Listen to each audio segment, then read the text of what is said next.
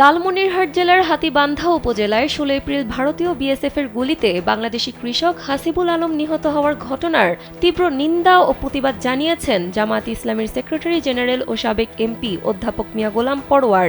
সেই সঙ্গে সীমান্তে বাংলাদেশি নাগরিকদের জানমালের নিরাপত্তায় উপযুক্ত কূটনৈতিক ও সামরিক পদক্ষেপ নিতে অন্তর্বর্তীকালীন সরকারের প্রতি আহ্বান জানান তিনি। শনিবার এক বিবৃতিতে তিনি এই দাবি জানান। বিবৃতিতে গোলাম পরোয়ার বলেন, গত ১৬ এপ্রিল লালমনিরহাট জেলার হাতীবান্ধা উপজেলার সিঙ্গামারি ইউনিয়ন সীমান্তে ভারতীয় বিএসএফের গুলিতে বাংলাদেশি কৃষক হাসিবুল আলম নিহত হওয়ার ঘটনার আমি তীব্র নিন্দা ও প্রতিবাদ জানাচ্ছি।